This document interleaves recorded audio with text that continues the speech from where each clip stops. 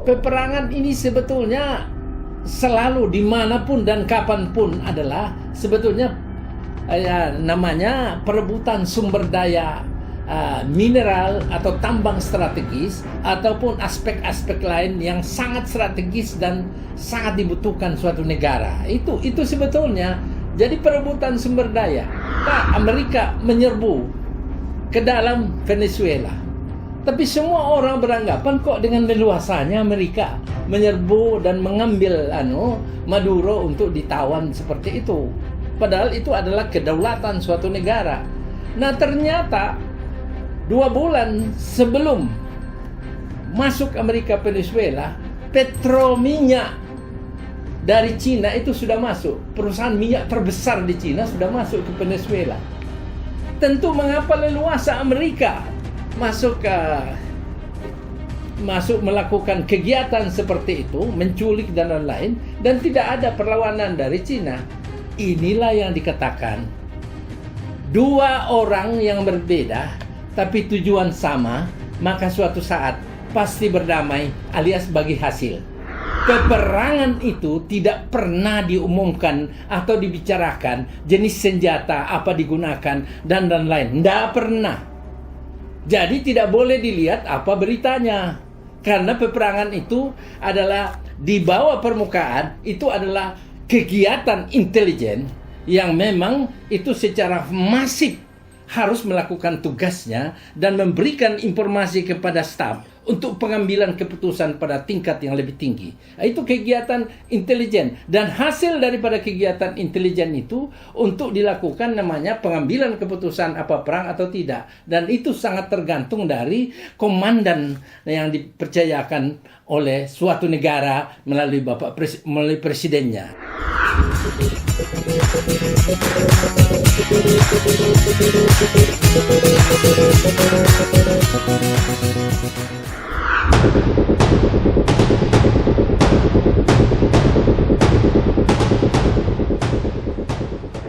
Di saat layar kaca kita dipenuhi ledakan rudal dan narasi kebencian dari Timur Tengah, tahukah Anda bahwa ada perang yang jauh lebih besar sedang terjadi di bawah permukaan? Bukan sekedar benturan ideologi, melainkan perburuan sumber daya dan hegemoni ekonomi global. Di tengah pusaran konflik antara Amerika Serikat, Israel, dan Iran, Indonesia ternyata sedang memainkan bidak caturnya secara senyap. Pengamat militer dan intelijen Dr. John Palinggi secara blak-blakan membongkar taktik Presiden Prabowo Subianto. Sebuah manuver elegan untuk melepaskan Ibu Pertiwi dari jerat penjara finansial global yang selama ini menyandera kita. Apa sebenarnya misi rahasia di balik Board of Peace? Jangan di-skip, mari kita bedah lapis demi lapis realitas intelijen ini.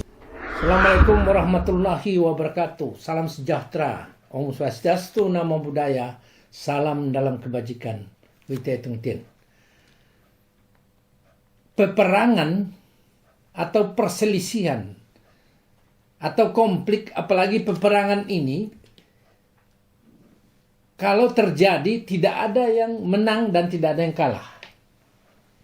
Yang ada adalah sisa peperangan itu dalam bentuk kerusakan berbagai macam infrastruktur dan alat-alat lainnya, serta sarana-sarana dan aset-aset negara. Termasuk di dalamnya munculnya dendam berkepanjangan. Adanya peperangan antara Amerika, Israel maupun Iran ini masalah lama. Masalah lama antara Israel dan Iran. Iran menganggap akan menghapuskan Israel dari muka bumi. Amerika menganggap akan menghapuskan Iran dari muka bumi. Yang lainnya adalah peperangan ini sebetulnya selalu dimanapun dan kapanpun adalah sebetulnya namanya perebutan sumber daya mineral atau tambang strategis ataupun aspek-aspek lain yang sangat strategis dan sangat dibutuhkan suatu negara. Itu sebetulnya jadi perebutan sumber daya. Contoh, mengapa Amerika menyerbu Irak, Suriah, dan Kuwait. Dan yang terakhir adalah Amerika menyerbu ke dalam Venezuela. Tapi semua orang beranggapan kok dengan leluasanya Amerika menyerbu dan mengambil Maduro untuk ditawan seperti itu. Padahal itu adalah kedaulatan suatu negara. Nah ternyata 2 bulan sebelum masuk Amerika Venezuela, petrominyak dari Cina itu sudah masuk. Perusahaan minyak terbesar di Cina sudah masuk ke Venezuela. Tentu mengapa leluasa Amerika masuk melakukan kegiatan seperti itu, menculik dan lain-lain, dan tidak ada perlawanan dari Cina. Inilah yang dikatakan 2 orang yang berbeda tapi tujuan sama, maka suatu saat pasti berdamai alias bagi hasil. Orang kita itu sering melihat dari permukaan saja. Jahat Trump, jahat siapapun. Jadi di balik semua pertempuran itu, di belakang itu ada pembicaraan lain. Namanya pembicaraan bagi hasil. Orang lain. Coba aja, kalau Amerika masuk suatu wilayah, itu Cina maupun Rusia itu tidak bisa langsung mencampuri. Demikian kalau Rusia masuk di Irak, enggak bisa ya Amerika. Saling apalah, semacam ya hubungan-hubungan di balik kita yang kita lihat di atas kertas. Nah, yang kedua adalah setiap peperangan itu para pengamat kita di Indonesia banyak yang tampil itu dengan style dan gayanya masing-masing. Para pengamat Indonesia itu apakah mereka itu adalah guru besar, apakah mereka ahli intelijen, mengaku ahli intelijen, ahli militer atau apapun. Bahkan terkadang orang-orang yang tidak tahu sama sekali perang tampil seperti gegap gempita memberi analisa. Saya anggap ya teman-teman ini hanya melihat dari apa yang tertulis dan apa yang dinyatakan di medsos. Peperangan itu tidak pernah diumumkan atau dibicarakan jenis senjata apa digunakan dan lain. Tidak pernah. Jadi tidak boleh dilihat apa beritanya. Karena peperangan itu adalah di bawah permukaan, itu adalah kegiatan intelijen yang memang itu secara masif harus melakukan tugasnya dan memberikan informasi kepada staf untuk pengambilan keputusan pada tingkat yang lebih tinggi. Itu kegiatan intelijen. Dan hasil daripada kegiatan intelijen itu untuk dilakukan namanya pengambilan keputusan apa perang atau tidak. Dan itu sangat tergantung dari komandan yang dipercayakan oleh suatu negara melalui melalui presidennya. Jadi kita banyak di sini mengupas sesuatu yang sebetulnya sedikit memalukan juga ya. Kalau saya baca-baca sedikit tidak nyaman lah, karena kita itu hanya mengupas sesuatu hal yang di atas kertas dan informasi medsos dan lain-lain. Padahal bukan itu yang terjadi. Contoh, dikatakanlah Iran sudah hancur babak belur. Tidak ada lagi.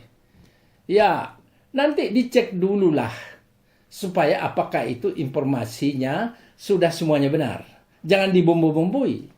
Yang kedua, Israel sudah hancur Teluk Aviv, sudah dibombardir babak belur. Dikatakan bahwa waktu meninggal Ali Khamenei, ya Ahmadinejad itu ikut meninggal. Muncullah kira-kira 4 hari lalu, Ahmadinejad ternyata hidup.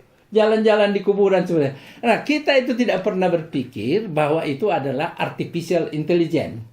Nah, yang kedua, dibilanglah sudah diserbu rumahnya Netanyahu, hancur babak belur dan Netanyahu. Ada seorang pengamat itu yang tadi malam itu bilang sudah meninggal Netanyahu. Seperti itu kan memalukan. Kalau pengamat yang memiliki kapasitas itu tidak bisa seperti langsung menyebarkan sesuatu. Wartawan itu adalah orang yang memoto sesuatu dan memberikan penjelasan sesuai apa fakta yang validitas di foto itu, memberikan informasi. Kalau ini ya semacam sama dengan kegiatan-kegiatan perang. Apa yang diucapkan ancam-mengancam apa segala macam itu bukan itu. Itu. Jadi tingkatan perang itu ada 5. Yang pertama sekali adalah perang psikologi. Wah, sudah mati ini habis. Sudah mati ini habis. Perang psikologi. Kita di sini sudah anggap itu sudah benar. Nah, perang psikologi ini berlangsung sampai sekarang. Saling penyesatan informasi. Yang kedua, perang dagang. Kita dihantam di WTO. Ya, perang dagang. Diberi tarif macam-macam. Yang ketiga, perang mata uang. Iran sampai $1 setara dengan 1,5 juta rupiah. Perang mata uang. Dan yang 4, perang senjata mutakhir dan teknologi yang terakhir sekali ini. Ini sedang berlangsung. Nah, yang terakhir sekali ini, tapi ini belum digunakan. Namanya perang senjata biologi yang di dalamnya nuklir. Kalau dulu perang dunia kedua itu, ini kedua dulu ya. Perang dunia kedua itu diperkirakan 1/3 orang meninggal. Kalau perang dunia ketiga ini akan meninggal 3/4 penduduk dunia karena begitu masifnya itu ya senjata biologi itu. Nah, jadi 4 tingkatan sampai penggunaan senjata teknologi canggih dan mutakhir ini adalah kerjaan intelijen di dalamnya. Jadi semua informasi berkaitan dengan intelijen itulah yang digunakan untuk pengambilan keputusan. Dan kita di Indonesia hanya membaca langsung memberi analisa. Seorang pengamat atau seorang ahli, seorang manakala memberi analisis dan cenderung memihak Israel, Amerika, maupun Iran secara sepihak, saya katakan ya mungkin ada kepentingan secara pribadi dan kelompoknya yang selama ini sudah dinikmati kan. Jadi beda lagunya. Jangan menyesatkan masyarakat lah dengan informasi yang seperti itu. Jadi punya kepentingan selama ini, baik kepada Iran, kepada Amerika maupun kepada ini. Ya, ada memperoleh manfaat lah. Ya, jadi analisa itu tidak akan bisa independen kalau kita seperti itu. Yang kedua itu adalah ya mencoba menganalisa dengan pengetahuan yang dangkal dan pengalaman yang kurang. Sebetulnya banyak orang muncul di medsos, tapi dia tidak punya apa-apa sebetulnya. Hanya kebencian pada salah satu yang ikut perang ini, atau membela salah satu, atau membela dua. Enggak, bukan gitu. Nanti masyarakat disesatkan dengan informasi-informasi, namanya penyesatan seperti itu. Kemudian, mereka itu hanya memiliki dasar intelijen dan pengamatan militer. Ya masih muda tapi sudah ahli dalam itu ya. Jangan membaca buku terus memberikan analisis seperti itu. Harus betul-betul harus independen. Nah, kalau independen akan keluar satu resources yang bisa mencerdaskan bangsa, masyarakat, apa sebetulnya yang terjadi, dan tidak mudah memperoleh informasi di perang di Timur Tengah. Karena pernah itu diblokir semua internet. Ya, tapi di sini heboh seolah-olah bisa memperoleh. Nah, yang lainnya itu memiliki misi ideologi yang agak sulit mungkin kita jelaskan. Yang paling penting itu adalah ingin mendikte, cenderung memerintah, bahkan merendahkan Bapak Presiden Prabowo. Ya, seperti tanpa menghormati Bapak Presiden kita ini sebagai kepala negara dan kepala pemerintahan. Kalau terjadi misalnya saja apa yang diputuskan Bapak Presiden ini, terjadi sesuatu risiko besar, itu kan tanggung jawab sepenuhnya dari Bapak Presiden. Mengapa cenderung sekarang itu menjamur, merajalela orang yang seperti lebih pintar dari Presiden? Padahal mengurus diri saja itu yang sering saya bilang, syariah reformasi masih repot nasi. Jangan begitu sama Bapak Presiden. Bapak Presiden itu kita percaya untuk menjadi pemimpin negara. Jadi di luar itu jangan ada parlemen-parlemen pinggir jalan yang seolah-olah merendahkan Presiden. Jangan rendahkan Presiden. Jangan rendahkan Presiden. Dia adalah kepala negara. Kalau ada aspirasi, tuntutan, dukungan, boleh salurkan di DPR sana.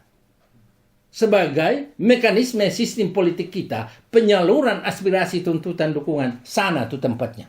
Jadi jangan membuat medsos seperti itu, di situ mencaci maki. Ada lagi orang yang seorang ahli katanya, seorang ibu-ibu, ahli sekali dia kalau bicara seperti dia aja yang tahu negara ini. Dia mulai dari Bapak Prabowo, Presiden, Menteri Pertahanan, sudah dia hina-hina, bermacam-macam tuduhan. Orang-orang ini saya pikir sedikit kurang lah. Ya, memerlukan satu terapi khusus. Ya, seperti itu. Jadi saya mohonkan supaya kita dalam melihat masalah dalam negeri dan luar negeri, supaya kita dengan pikiran cerah, mencerahkan masyarakat, supaya kita itu mendiskusikan, mendialogkan sesuatu yang bisa membawa nilai tambah yang positif. Bukan penghinaan, fitnah, dan lain-lain, bukan merendahkan, bahkan cenderung tidak ada artinya lagi tuh presiden itu. Ya, seperti itu. Nah, itu yang paling pokok.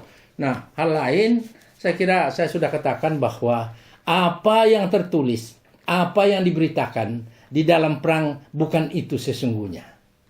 Perang itu tidak pernah terbuka, kami harus lakukan ini, kami lakukan ini, kami sudah hendaklah. Dia berada di permukaan karena itu adalah terkait strategi perang yang dipandu oleh eksistensi intelijen daripada peperangan itu sendiri. Makanya di dalam peperangan intelijen itu harus diberikan satu penghargaan khusus karena dialah yang menjaring. Contoh saja, misalnya di Teheran, itu 8 bulan sebelum itu sudah masuk agen Mossad ke sana. Jadi dia mengumpul informasi. Satu lagi yang saya sampaikan, waktu kapal perang Amerika mulai datang ke Iran, ke Selat Hormuz, itu di Indonesia itu sudah mulai macam-macam. Seolah-olah ini Bapak Presiden sudah tidak usah lah di BOP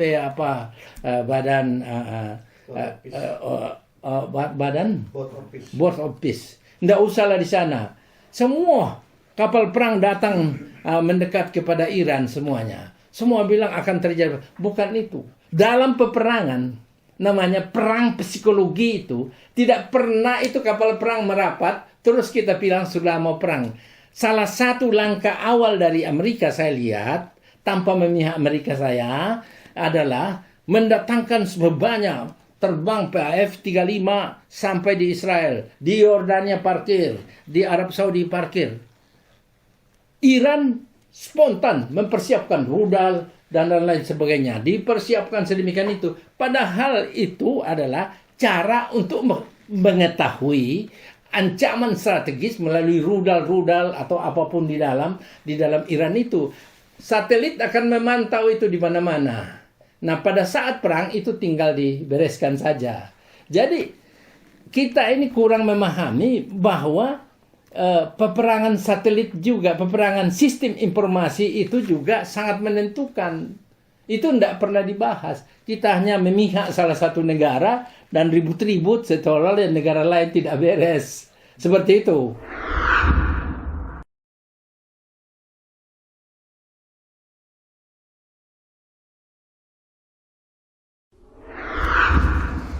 Jadi yang terkait dengan pertanyaan rekan wartawan bahwa bagaimana mengenai Board of Peace yang dimana Bapak Presiden memutuskan untuk ikut serta sebagai anggota di sana. Nah, anggota sekarang itu sudah 22 negara yang menyatakan ikut serta.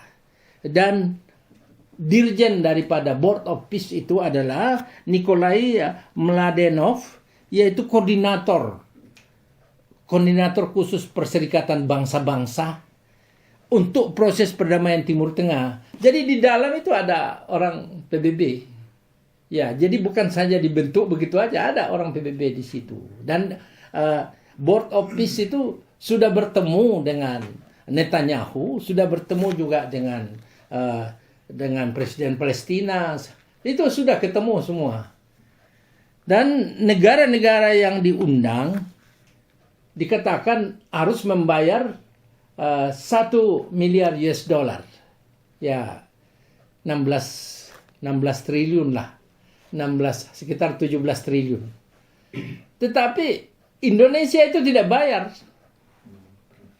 Karena di situ dikatakan boleh tidak bayar, tetapi keanggotaannya hanya 3 tahun. Nah, itu yang penting disampaikan supaya masyarakat tahu. Jadi masuknya Bapak Prabowo di situ, masyarakat itu hanya memikir bahwa sudahlah. Ya, padahal tidak lihat itu perdamaian. Inti dari BOP itu kan ini rehabilitasi, investasi supaya Gaza itu menjadi segala bekas-bekas perang itu dibersihkan dan dibangun kembali dengan sesuai perencanaan dari Board of Peace. Jadi banyak tuduhan kepada Bapak Prabowo bahwa Bapak Prabowo ini adalah antek Amerika dan Zionis. Ini sama sekali tidak benar. Saya katakan itu tidak benar. Masyarakat tidak pernah menyelami apa yang dibalik, yang di dalam pikiran Pak Prabowo. Amatan saya lain. Dia melihat hal yang lebih luas, lebih penting. Ya, yaitu bukan membela Palestina atau Israel, Bapak Prabowo. Bukan. Ya, upaya keluar dari penjara finansial global. Yang selama 10 tahun ini kita yang menjerat negara berkembang termasuk kita. Selama 10 tahun. Ya, salah satu penjara finansial global itu menjerat kita. Kita tidak bisa apa-apa. Kita tidak bisa apa-apa dengan utang-utang itu. Yang kedua, ekspor kita meningkat, tapi devisa kita itu ternyata kok stagnan, bahkan menurun. Bagaimana mungkin dikatakan nikel sudah banyak diekspor, ini diekspor, itu diekspor. Uangnya di mana? Ternyata itu diparkir luar negeri dan diserahkan ke negara-negara yang bebas pajak oleh pengatur keuangan dunia itu. Itu yang saya menurut pandangan saya seperti itu.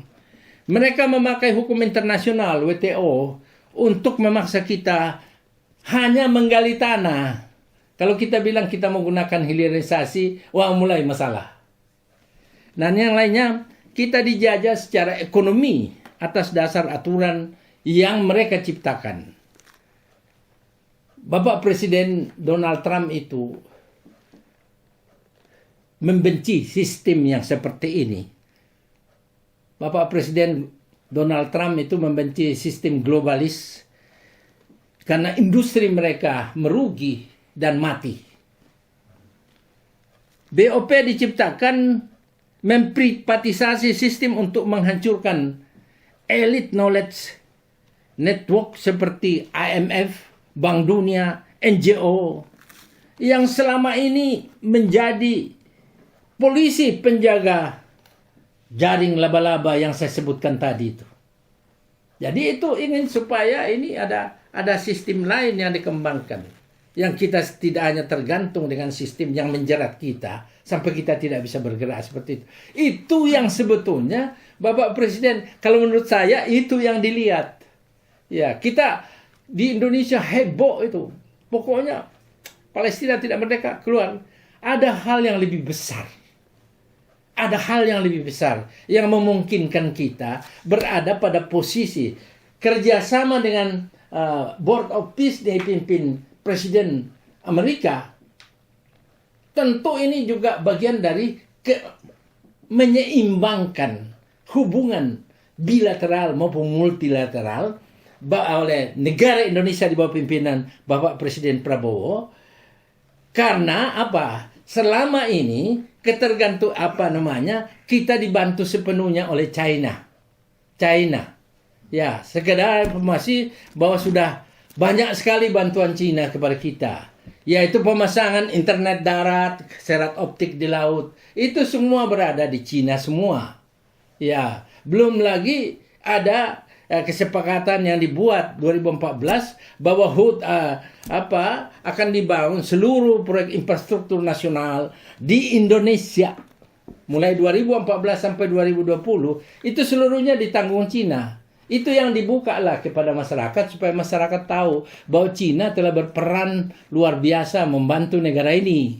Ya, bahwa ada beberapa fasilitas, ada privilege yang diberikan ke Cina, itu adalah bagian dan namanya saling memberi, saling menghormati, saling menguntungkan, tetapi yang paling pokok diingat, tidak mencampuri urusan dalam negeri masing-masing. Itu yang dibuat sehingga hubungan dengan Amerika ini bisa dikatakan seimbang. Maka muncullah pernyataan Bapak Presiden bahwa kita kembali bahwa komitmen kita adalah negara non-blok. Ya seperti itu. Jadi jangan ke Amerika terus kita ribut. Kita bisa mengambil manfaat dari hubungan bilateral atau multilateral atas dasar saling menghormati, saling menguntungkan, dan juga tidak mencampuri urusan dalam negeri kita. Karena politik luar negeri kita bebas aktif.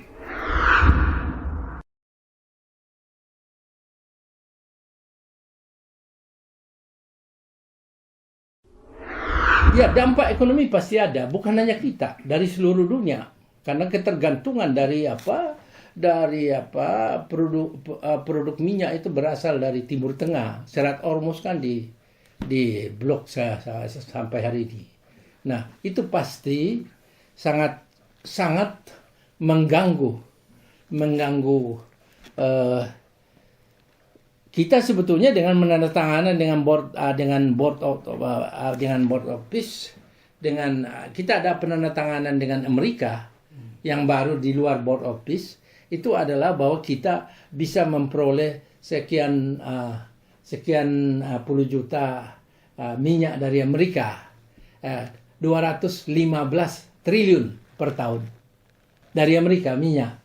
Nah tentu minyaknya dia sendiri dan juga minyak yang bisa disalurkan melalui Venezuela kan. Nah seperti itu. Jadi sebetulnya Pak Prabowo sudah melihat kalau ini terjadi perang macet, kita masih ada. Jadi jangan masyarakat lihat Pak Prabowo ini sudah antek Amerika, anteksionis. Ada manfaat di sana. Ya, perjanjian yang dibuat. Bahwa ada di sini keberatan orang di Indonesia bahwa data-data kita itu akan diberikan ke Amerika, data itu. Ya, sekarang saja kita baru di ruangan sini itu sudah datanya ada di Cina kok. Iya, ada di Cina karena internet dan serat optik laut itu sampai Bali, sampai Indonesia Timur, Cina yang pasang. Makanya judi online itu tidak bisa.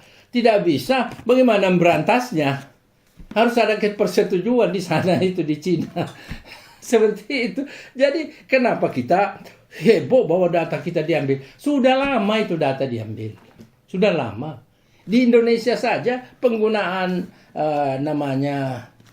wifi atau internet itu kan itu bermacam-macam. Ada dari Korea, ada dari ini, bermacam-macam negara. Bagaimana mau sinkron kita? Dengan demikian Komdigi itu sebetulnya ada instansinya tapi giginya ompong.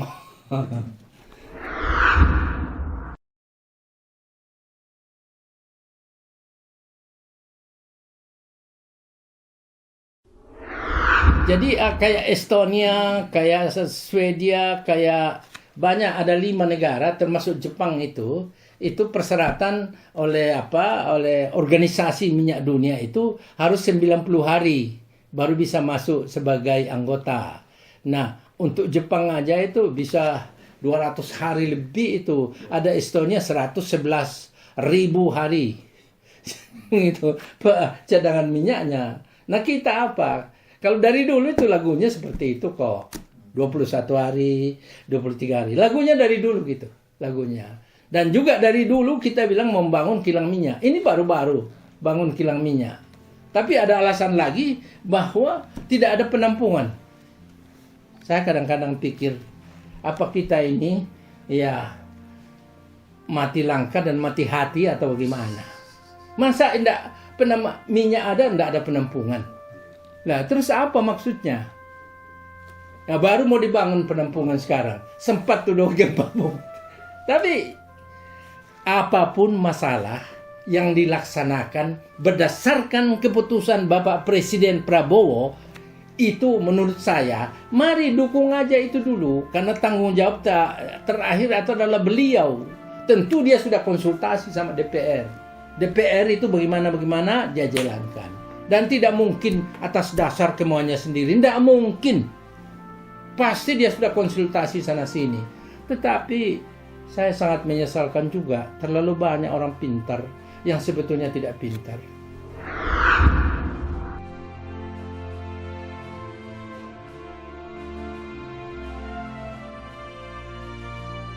Pengharapan saya, permohonan saya kepada masyarakat agar dengan teliti untuk melihat informasi, menselami informasi, mengkaji, memfilter informasi sehingga tidak cenderung menerima pembodohan, menerima informasi yang menyesatkan, menerima sesuatu yang bisa menghasut.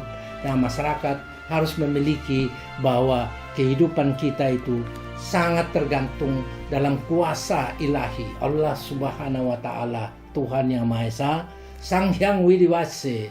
Maka serahkan itu semua seraya kita membersihkan hati kita. Jangan lagi kita berpikiran kotor, berpikiran jahat, dan juga menghina-hina satu dengan yang lain. Kita bangun kerukunan persaudaraan. Mudah-mudahan hari esok itu pasti lebih baik. Agar kita, jadi sekali lagi pesan saya dan kepada aparatur pemerintahan, saya mohon dengan hormat. Sebab pengalaman saya selama 9 periode presiden, saya sudah berada di pemerintahan. Saya sudah bersentuhan dengan pemerintahan. Saat ini dibutuhkan eksekutif, menteri pembantu presiden, bupati, wali kota, gubernur, untuk berjalan dengan sejujurnya, karena negara ini tidak bisa dibangun dengan kebohongan ataupun pencurian negara. Berjalan dengan jujur, bantu Bapak Presiden. Mudah-mudahan kita bisa keluar dari masalah yang kita alami.